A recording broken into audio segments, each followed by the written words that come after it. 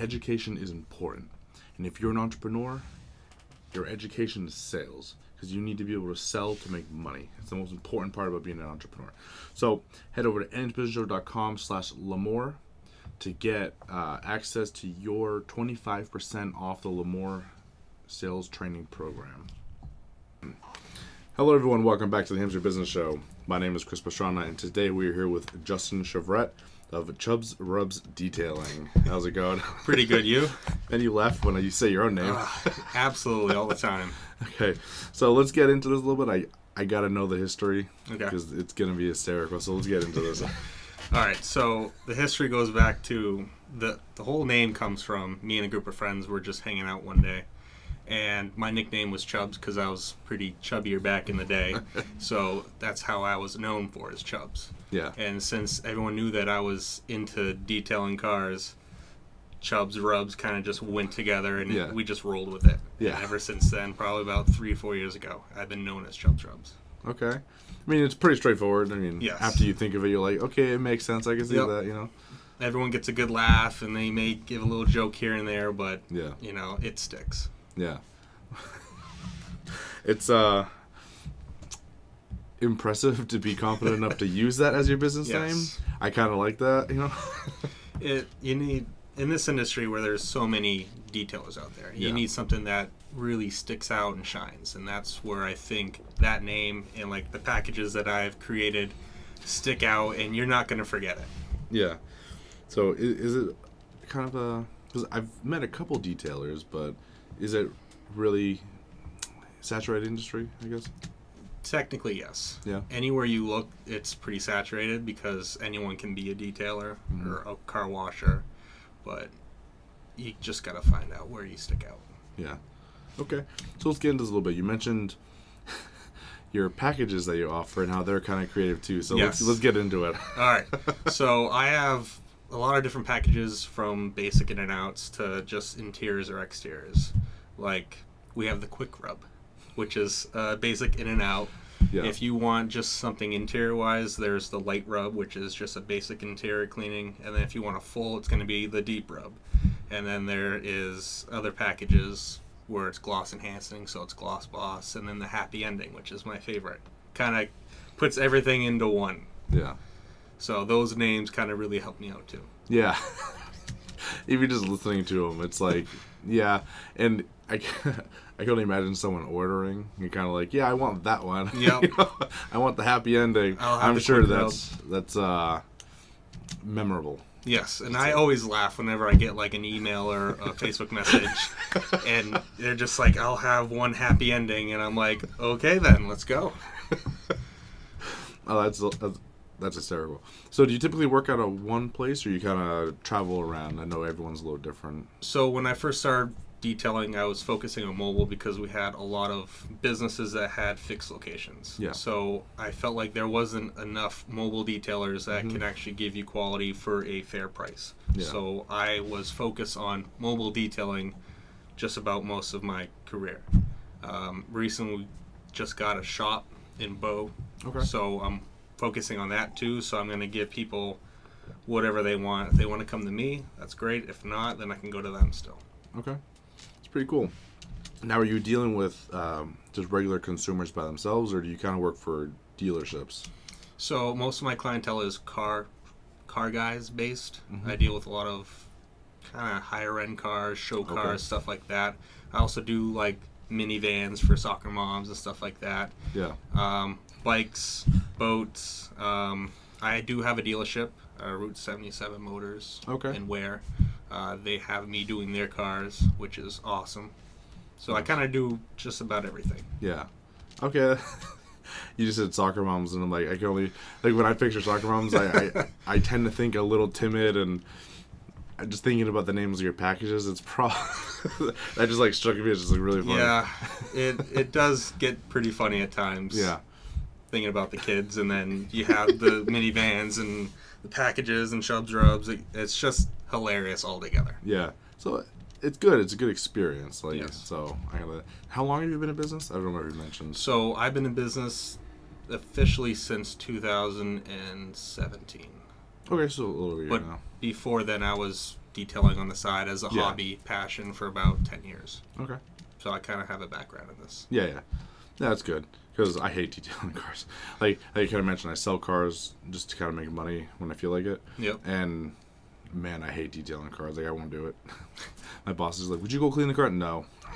Like I'm not doing it. You gotta have like the patience with it, and you can't just do a quick once over because then, Yeah. just may not be good enough to like standards. Yeah. So that's actually a really good question. So the first dealership I ever worked for, the owner was super stringent on how he wanted his cars cleaned.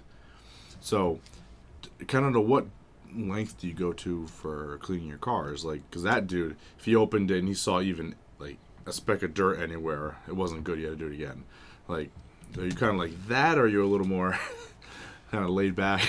It really depends on what the person is paying for. Yeah. Sometimes I'll go a little bit further. Mm-hmm. If it's not going to take like a day thing to do. Yeah. If it's got like a little stain here and they didn't pay for a full shampoo, I'll do like a spot treatment. Yeah. And if I can do it in a few minutes to make it look better, customer's going to notice and they're going to be happy and I'm going to be happy. Yeah. As far as the dealership I work for, it's basically just making sure everything's clean. Yeah. We're not looking for brand new, but we're looking for something better than its current condition. Yeah. So, which in used cars can be quite bad. I've had some that, are pretty simple and straightforward. They're not that bad. Previous owners take care of it. And then I've had, full-on pet hair and stains and odors and stuff like that. And it takes longer. Yeah. Sorry. That's kind of funny. Oh, man. So you mentioned you get to work with a lot of higher-end cars, right? Yep. Are those kind of fun to work on? Because those are just nice cars to look at, let alone, get to play with them a little. And Yes. Paint's paint. Yeah. It's all the same. Some you have to take more precautions than others around certain areas, but most higher end cars are relatively clean to begin with, so it's a pretty easy job. Yeah. Sometimes customers can be more pickier than others, and you just have to work with that and make sure they're happy, because that's the number one thing, making sure the customer's happy. Yeah. And there's a lot of just kind of getting to know their expectations before you clean the car kind of type deal. I feel like when they contact me initially, just talking to them for a few minutes and gauging of what they want, and even talking to them in person for the first time, I can gauge what they want, and I can sell them what they want versus what they don't want. Yeah. So they may have one package in mind, and I'll take a look at their car, and I'm like, you could probably get away with the lower package, and I can just add in shampooing if they don't want their seats cleaned or something like that. It's all about gauging the customer and seeing what they want and not trying to oversell. Yeah. Overselling, let's have the fun, though. I don't want to promise you the world, and the car is just too bad a condition where I can't bring it to the world. Yeah, I gotcha. 'Cause, like I said, I've seen some cars that are just, I don't know how they ever get them clean. They do eventually. It takes a while. Yeah. But, yeah, it's pretty funny. Huh. Cool. Okay, so I'm going to take a quick break for the sponsors. Everyone hold right on. So I am incredibly happy to announce that I am now working with Friends of Kevin. So the owner, Kevin Willett of New England B2B, has decided that New Hampshire Business Show is a fantastic opportunity for him and for us all. So if you are interested in networking, growing your business, meeting some other fantastic entrepreneurs, check out the website. I'm going to link to it down below. Reach out to Kevin. It's a fantastic opportunity for everybody. I am super excited to show you the progress being made to my website. I wish I could. But like I said, pictures are going up. We're putting up all the wording, we're putting up the services and our sponsors, and it's all coming together so well, and I am really, really excited to finally press play on that and put it out there so that we can really take the show to the next level. So head over to nhbusinessshow.com/ZimVentures to see about getting a new website for yourself, because it's amazing when, your website finally reflects how you feel about your business. Because sometimes, I know how it is. You're technically not gifted and you're kind of sad at how your website looks. So nhbusinessshow.com/ZimVentures and check it out for yourself. Okay, getting back into this. You had mentioned that your industry is a little oversaturated, and I can totally see that with, some dealerships having their own cleaners and all this stuff. How do you build a good clientele base, even in an industry that's oversaturated? So, like I said, I deal with a lot of car people, Yeah. so car groups and stuff like that.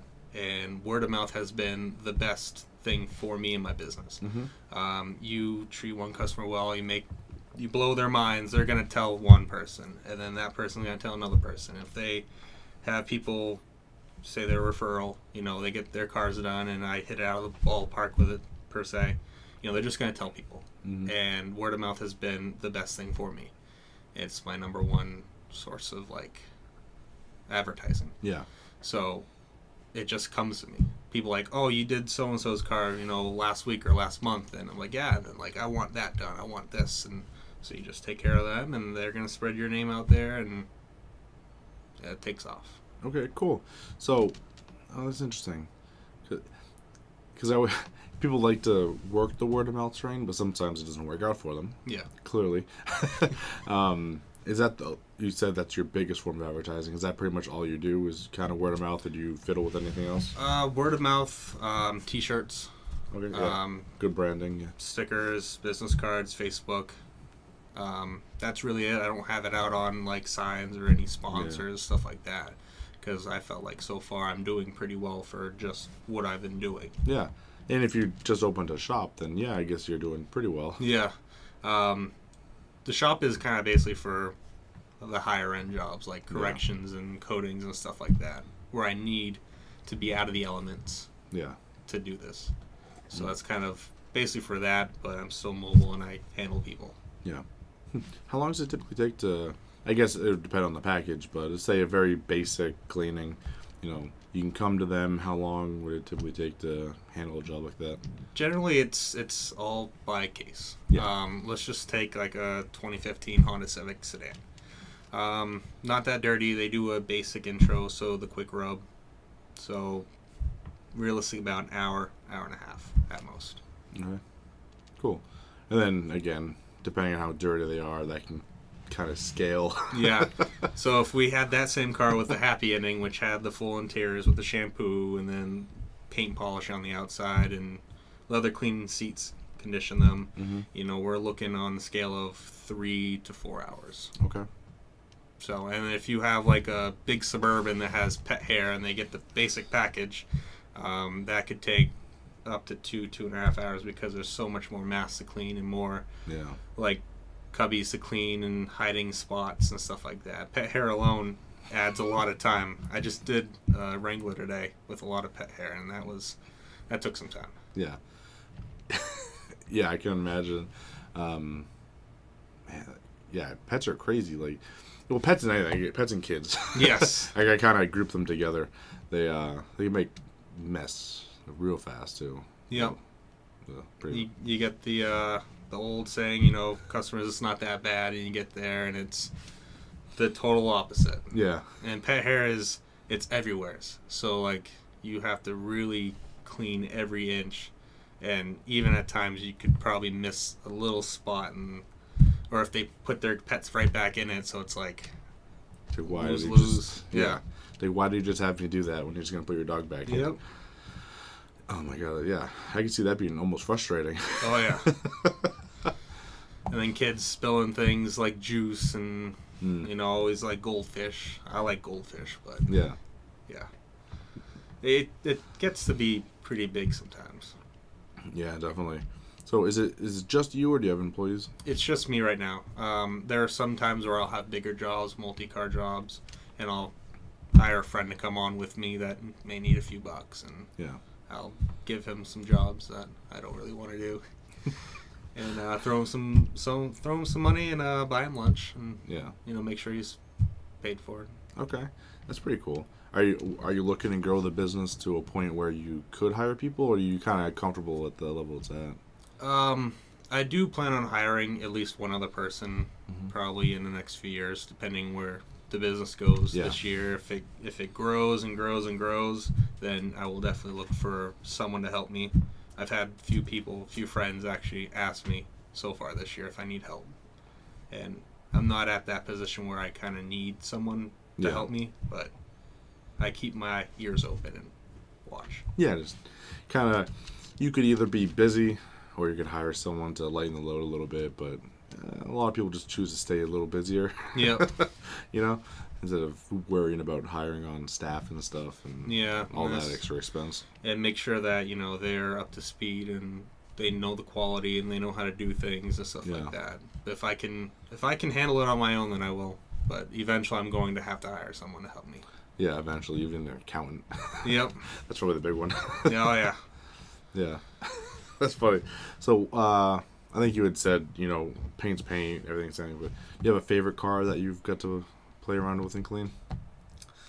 I do not have a favorite car. No? Oh, No. okay. I've done a lot of like Ford Focus STs because I do a lot of them, Yeah. and so I kind of know how they are, and so I know how the whole job's gonna go.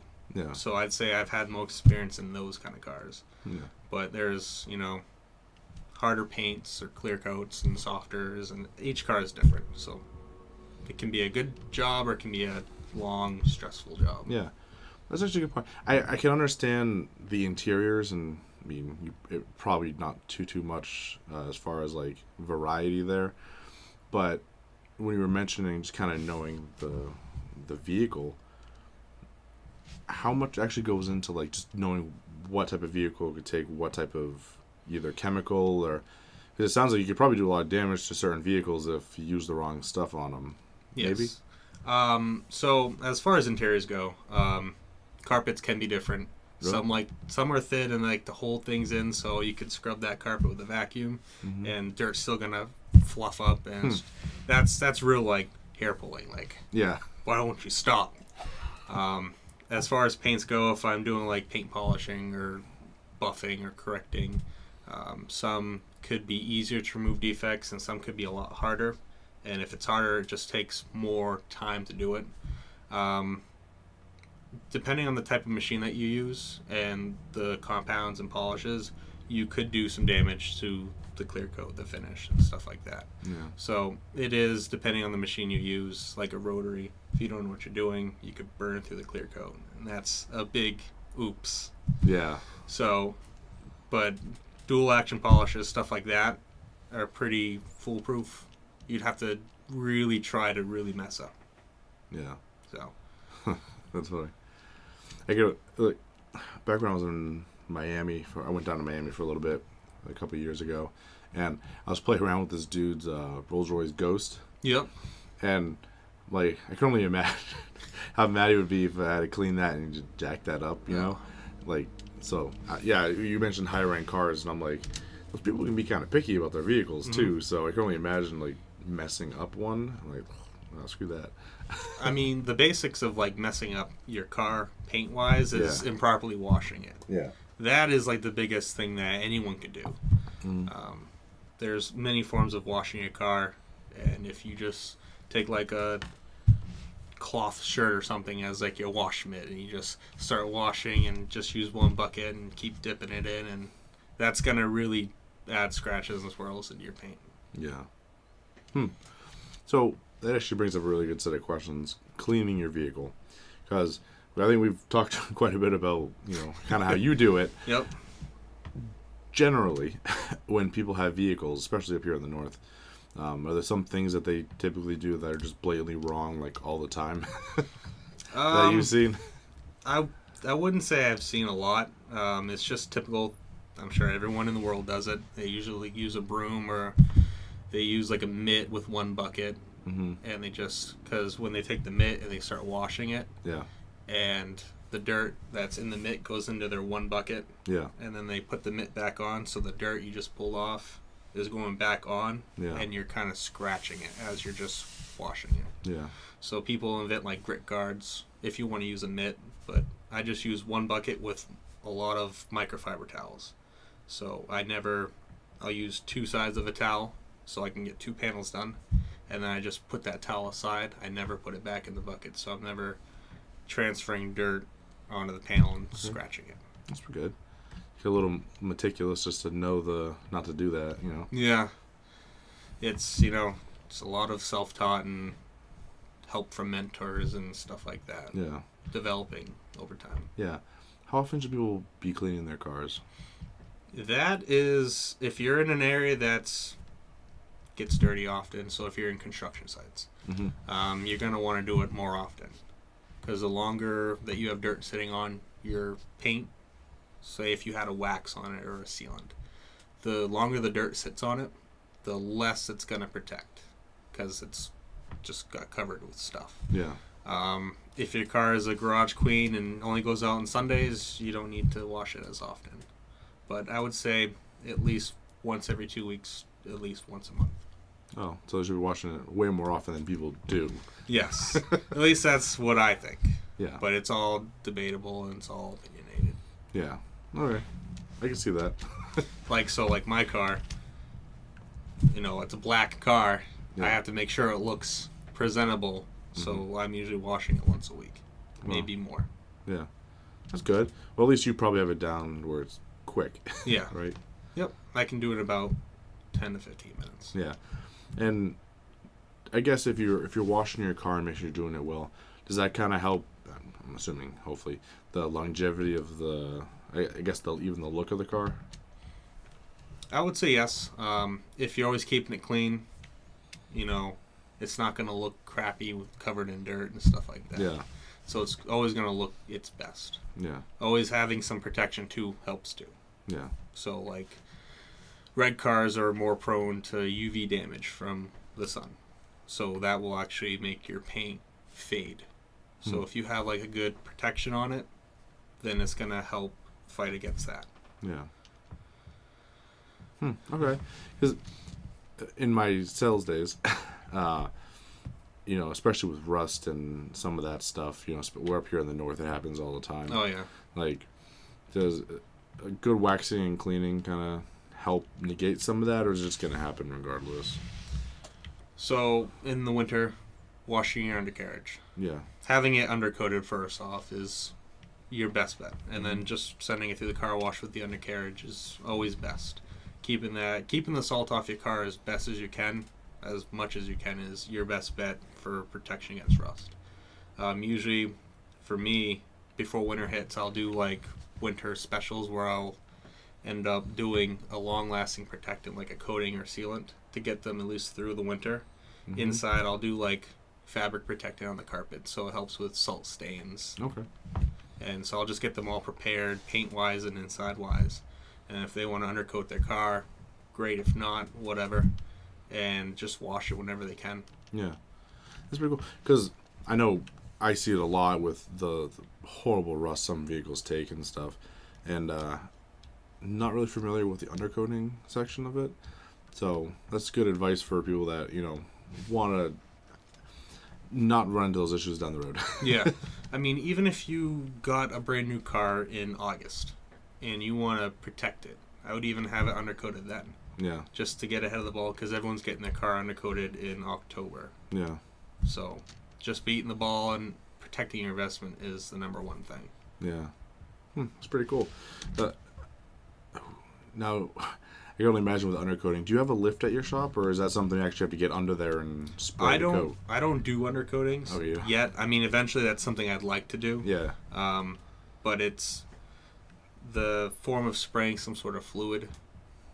Some people use fluid film, and you just spray everything underneath, and it protects. Okay. So it's like spraying a wax on. No. But I mean, it's more than just wax. It's black, and it just coats everything and protects it from salt and stuff. Okay. Cool. So yeah, I guess something to look forward to down the road if you get into that area. Oh yeah. Yeah. Okay, awesome. So, is there anything else you wanted to throw in there? Any specials, deals, things you want to chat about? No, I think I'm good. All right, cool. Cover everything? Yep. Awesome. Good. So thank you guys so much for watching today. Thank This you. has been a lot of fun, and I haven't been able to speak to car dealers or detailers before like this, so it's actually kind of cool to learn more about what you do. Awesome. I'm glad I can help in some form of way. Yeah, cool. Awesome. Thank you guys so much for listening, and we're going to roll up with the last word from our sponsors. Everyone have a good day. If I've said it once, I've said it 1,000 times. If you're a guest of the New Hampshire Business Show, Audible wants you to try out their services with a free 30-day trial, and a free audiobook for yourself. Take it out. It's a gift for being part of the show.